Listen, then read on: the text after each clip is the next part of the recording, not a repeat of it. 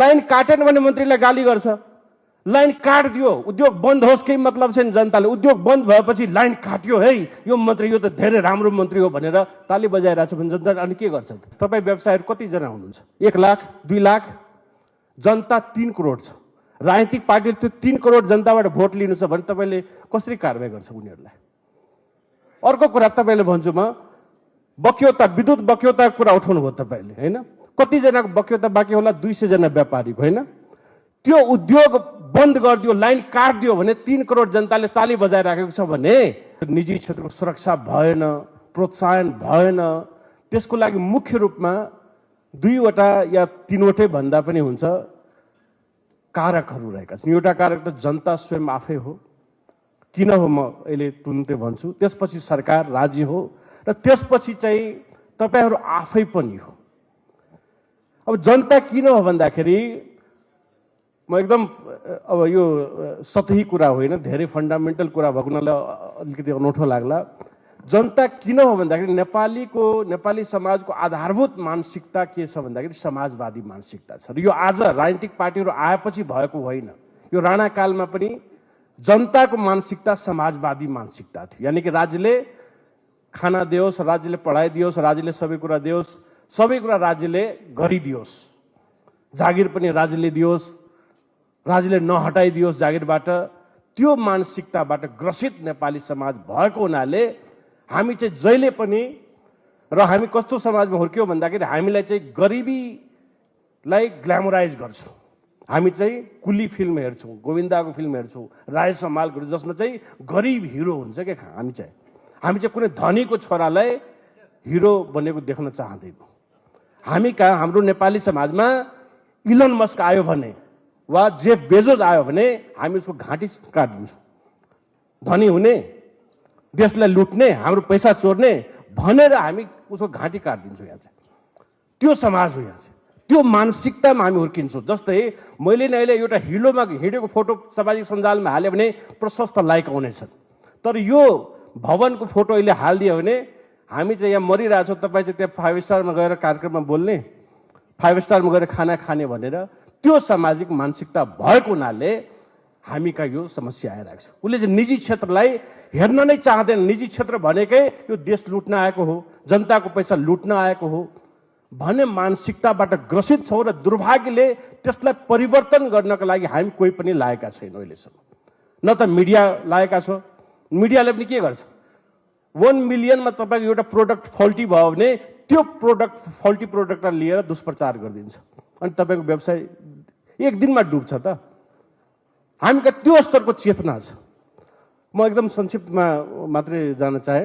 अर्को कुरा चाहिँ तपाईँको राज्य तपाईँ भन्नुहुन्छ हामी कहाँ कस्तो खालको राज्य छ? संविधानमै लेखिएको छ समाजवाद उन्मुख, र हामी यसलाई बहुत हल्का तरिकाले लिन्छौँ। समाजवाद भने के हो? निजी क्षेत्रलाई संरक्षण गर्ने खालको कम्प्याटिबल राजनीतिक दर्शन हो? होइन। समाजवादले के भन्छ? उत्पादनका साधन स्रोत सबै राज्यको मातहत हुने। उसले त निजी क्षेत्रले हेर्नै चाहँदैन। अनि तपाईँ त्यो समाजवाद उन्मुख राज्यबाट निजी क्षेत्रले प्रोत्साहन पाओस्, निजी क्षेत्रले रक्षा गरोस्, कुरै मिलेन तपाईँको। र तपाईँ त्यो आधारभूत दर्शनलाई परिवर्तन गर्नका लागि फेरि के गर्नुभएको छैन। तपाईँ त्यसमै रमाइराख्नु भएको छ। त्यसमै कुन पार्टी जाला त्योसँग सहकार्य गर्दै हुनुहुन्छ। र त्यही किनकि जनता यहाँ समाजवादी मानसिकताबाट ग्रसित छन्। सबै नेपालका सबै इन्क्लुडिङ अस, सबै राजनीतिक पार्टीहरू समाजवादी छन्। नेपाली काङ्ग्रेस प्रजातान्त्रिक समाजवाद, नेकपा एमाले बहुदलीय जनवाद, माओवादी वैज्ञानिक समाजवाद, लोकतान्त्रिक समाजवादी पार्टी, जनता समाजवादी पार्टी, हामी सामुदायिक समाजवादी पार्टी। किन जनता समाजवादी भइदिए? त्यो भएको कारणले कसैले पनि निजी क्षेत्र आओस्, उसले रोजगारी सिर्जना गरोस् भनेकै छैन। त्यो आधारभूत कुरालाई तपाईँले पहिला सच्याउनु पर्छ, नभए यो सर्टकटहरूले कहिले पनि काम गर्दैन। कुरा मान्नुहोस् यो कुरा चाहिँ। त्यही भएर तपाईँले अब यो सच्याउनु, जस्तै तपाईँले 2टा उदाहरण दिनुभयो, म त्यही उदाहरणमै आउँछु। तपाईँले के भन्नुभयो? यो राज्यले जुन यो अहिले आन्दोलन भयो त्यो क्रममा जुन क्षति भयो त्यसको लागि चाहिँ कारबाही गरिदिएन। कसरी कारबाही गर्छ? तपाईँ व्यवसायहरू कतिजना हुनुहुन्छ? 1 लाख 2 लाख, जनता 3 करोड छ। राजनीतिक पार्टीले त्यो 3 करोड जनताबाट भोट लिनु छ भने तपाईँले कसरी कारबाही गर्छ उनीहरूलाई? अर्को कुरा तपाईँले भन्छु म बक्यौता विद्युत बक्यौताको कुरा उठाउनु भयो तपाईँले होइन कतिजनाको बक्यौता बाँकी होला 200 जना व्यापारीको होइन त्यो उद्योग बन्द गरिदियो लाइन काटिदियो भने 3 करोड जनताले ताली बजाइराखेको छ भने मन्त्रीले के गर्छ लाइन काट्छ नि लाइन काटेन भने मन्त्रीले गाली गर्छ लाइन काटिदियो उद्योग बन्द होस् केही मतलब छैन जनताले उद्योग बन्द भएपछि लाइन काट्यो है यो मन्त्री यो त धेरै राम्रो मन्त्री हो भनेर ताली बजाइरहेछ भने जनताले अनि के गर्छ त्यहाँ त्यही समस्याको समाधान त्यही छ तपाईँले त्यही भएको हुनाले तेस्रो कारणमा आए तपाईँहरू आफै किन अग्रसर हुनुपर्छ यो दिशामा भन्दा तपाईँले सर्टकट लिनु भएन खासै ल आज एउटा पार्टीले लबी गर्नुहुन्छ अर्को पार्टीले लबी गर्नुहुन्छ तपाईँले आधारभूत रूपमा जुन देशले दर्शन एडप्ट गरेको छ त्यसलाई परिवर्तन गर्नका लागि लाग्नुपर्छ अहिले संक्रमणकालीन अवस्था थियो तपाईँहरू आफैले पनि कुनै पार्टी खोल्न सक्नु पर्थ्यो जसले उदारवादलाई संरक्षण गर्न सकोस् निजी क्षेत्रलाई संरक्षण दिने खालको राजनीतिक दर्शनलाई संरक्षण तपाईँहरूले पनि के गर्नुहुन्छ त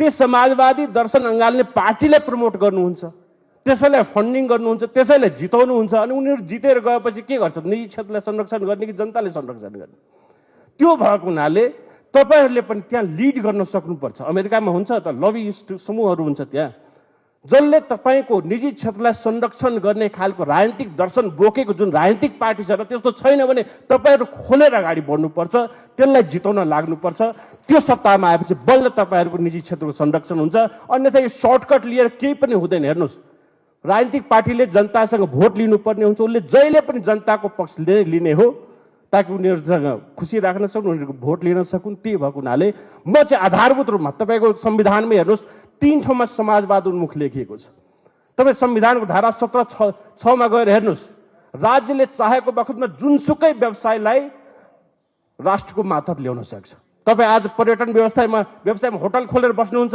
राज्यले एक निर्णय गरेर त्यो सारा होटललाई चाहिँ राज्यको मातहत ल्याइदिन सक्छ सरकारी बनाइदिन सक्छ तपाईँले अहिले कलेज स्कुल खोल्नुहुन्छ राज्यले त्यो धारा प्रयोग गरेर 1 मिनटमा सबै कुरालाई सरकारीकरण गर्न सक्छ भने कसले लगानी गर्छ त्यो भएको हुनाले हामी चाहिँ आधारभूत रूपमा दार्शनिक रूपमा त्यहाँ चुक्दैछौँ त्यो सच्याउन हुन म आग्रह गर्छु समय सानो भएको हुनाले म विस्तारमा जान सकिनँ यति भन्दै म धन्यवाद दिन चाहन्छु धन्यवाद